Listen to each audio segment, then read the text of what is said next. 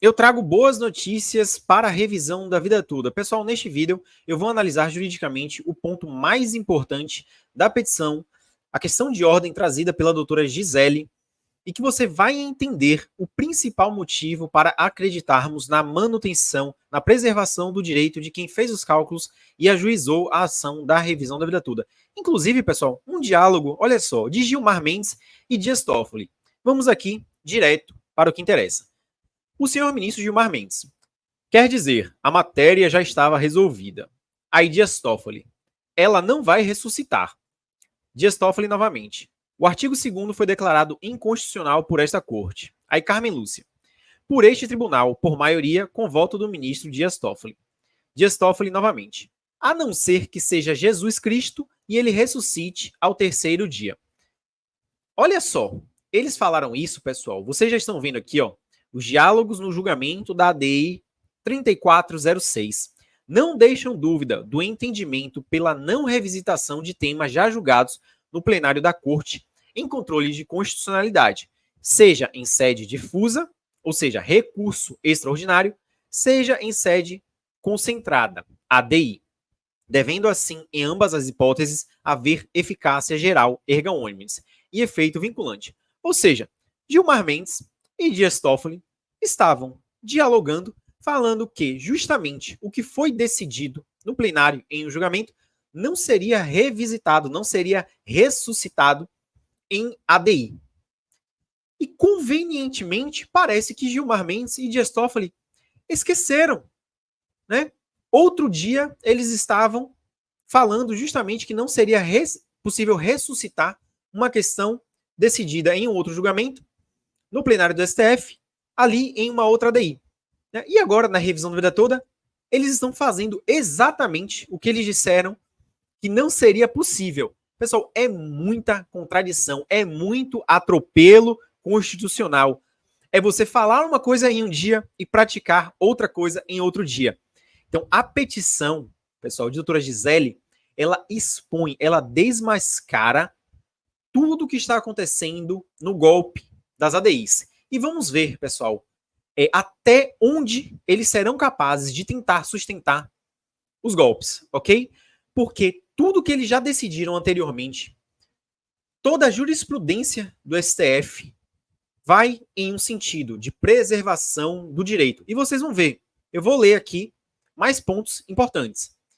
E eles querem dar uma guinada terrível, né? Uma monstruosidade jurídica. Vamos lá. No julgamento do recurso extraordinário 949.297, tema 881, já reproduzido acima, o Excelso reafirmou a eficácia geral e vinculante dos julgados em sede de repercussão geral. É lembrança do próprio ministro Gilmar Mendes em relação à consolidação dos efeitos do controle de constitucionalidade pelo Excelso, que também o efeito vinculante consiste em atribuir ao julgado uma qualificada força impositiva e obrigatória em relação a supervenientes atos administrativos ou judiciais, eficácia executiva ou instrumental. Diante da circunstância compulsando os autos, tendo em vista a possível eficácia, também imediata e vinculante, do decidido nas ADIs 2110 e 2111, e para que ambas as decisões sejam respeitadas, é imperativo, ou seja, pessoal, é necessário, em respeito à eficácia imediata e vinculante do julgamento proferido nestes autos, a observância do devido processo legal, em ambos os processos, aqui e lá, até que transitem em julgado, para que se preservem a autoridade e os efeitos da decisão, nestes proferida em sede de repercussão geral. Calma que eu já vou traduzir. Sobre todas as relações processuais propostas ou existentes até a data do julgamento naqueles referidos autos do controle concentrado. 21 de março de 2014. A partir de quando... Isso, ó, pessoal, uma das coisas mais importantes. A partir de quando? E somente a partir de quando a sua autoridade, por sua vez, é que passa a ser preservada, tendo em vista a diametral alteração de sentido na interpretação da norma contida no artigo 3º da Lei 9.176 de 99. Doutor, o que é que a doutora Gisele está falando aqui? Ela está falando o seguinte, olha só. Nós já tínhamos uma decisão de mérito no recurso extraordinário.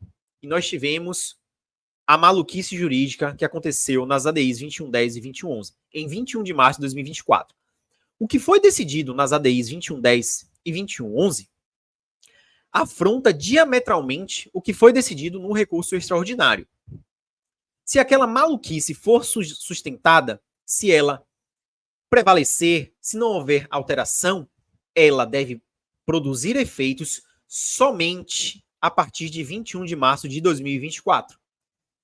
Você agora começa a entender a força jurídica que nós temos para a manutenção do direito das pessoas que entraram com a ação da revisão da vida toda. Traduzindo, pessoal, é isso que a doutora Gisele está trazendo aqui neste trecho, ok?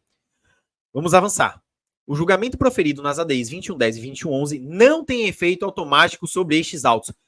Quantos vídeos eu gravei falando sobre este ponto aqui? E eu peguei um livrinho que está aqui atrás. Deixa eu mostrar aqui para vocês. Eu fiz uma live.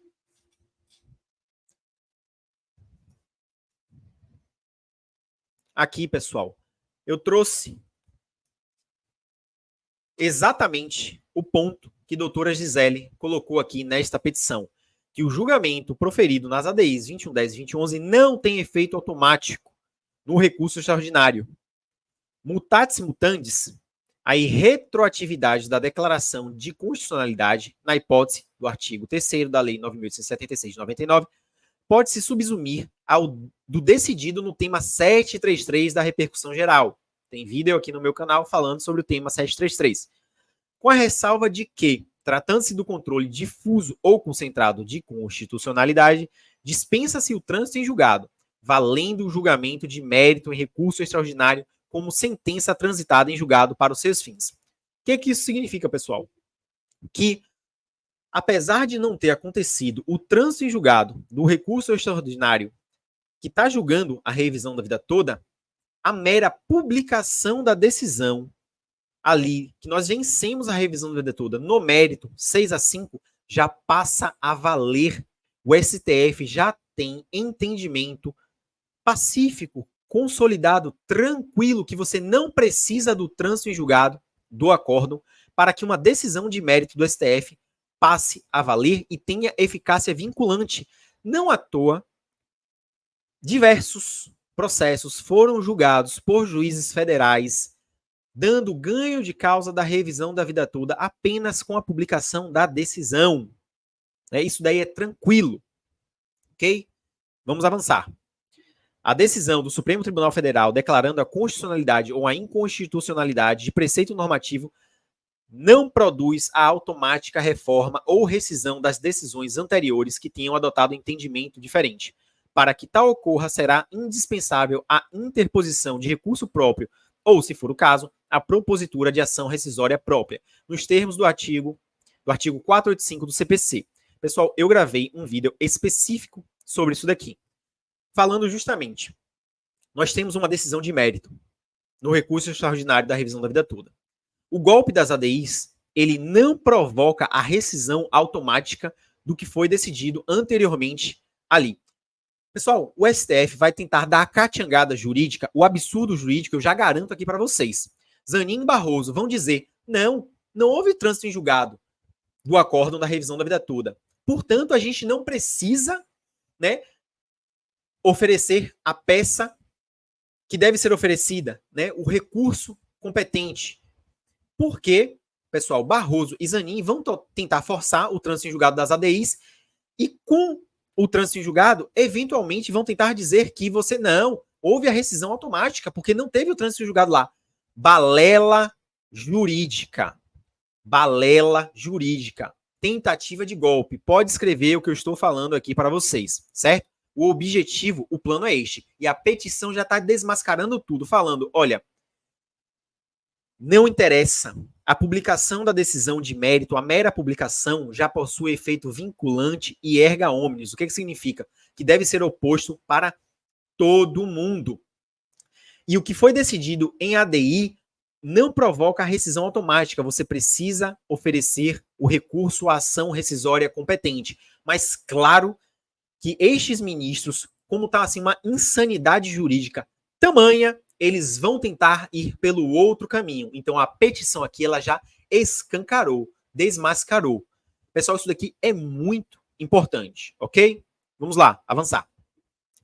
Tratando-se de decisão irrecorrível, resta a modulação de efeitos temporais que discipline, ex nunc, a superveniente alteração da jurisprudência da Corte, via de regra diante de fato novo mais relevante do que a mera alteração na composição do colegiado. Calma que eu já explico. Como ocorre nestes autos, cuja sorte foi determinada pelo respeito aos votos dos ministros agora aposentados. O que a doutora Gisele está falando aqui? Olha só. Tivemos o golpe ali nas ADIs, ok? E não existe nenhum recurso, né? Exceto a oposição dos embargos, que a gente não sabe se vão ser apresentados ou não, ok? O que ela está falando é que agora, né, prevalecendo, né, o que foi decidido ali no golpe das ADIs, resta a modulação de efeitos temporais. E o que a gente está definindo aqui? O que eu estou definindo desde o início?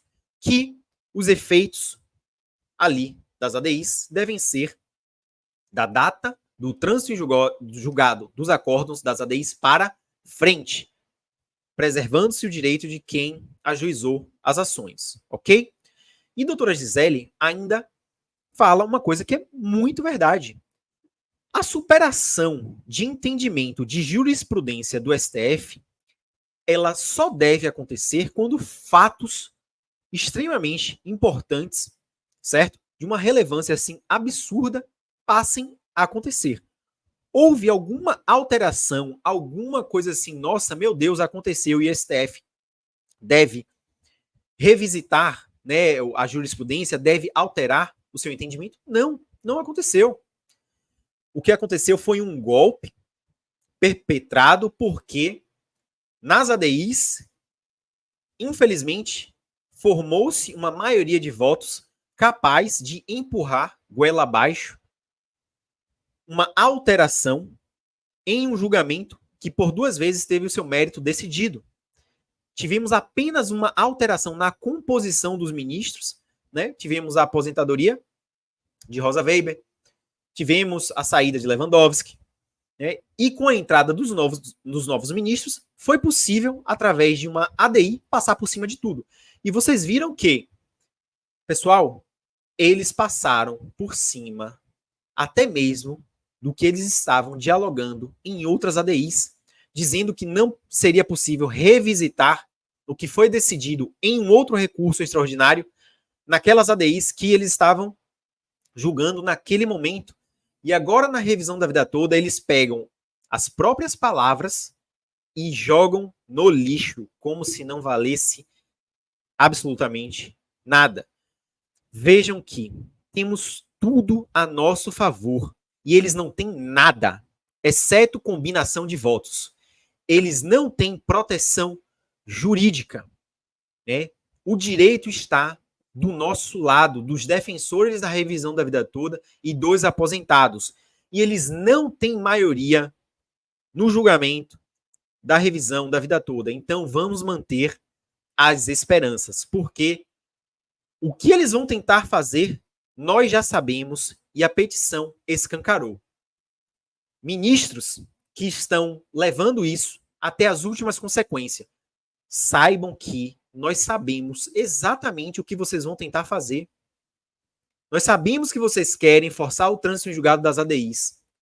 Nós sabemos que vocês vão abrir a boca para falar que não houve trânsito em julgado no recurso extraordinário da revisão da vida toda e, portanto, falsamente, de forma mentirosa, não será necessário opor o recurso, né, a ação rescisória ou o recurso competente para desfazer o que foi decidido no recurso extraordinário. Nós sabemos que vocês vão abrir a boca para tentar sustentar isso, mas isso é ilegal.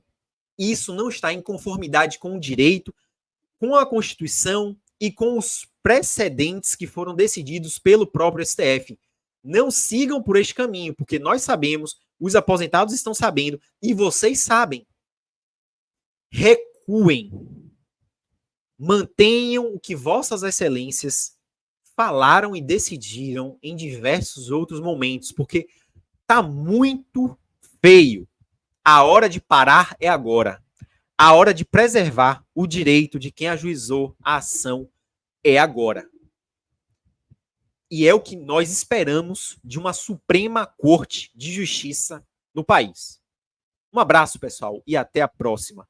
Mantenham-se firmes, cabeça erguida. Fui.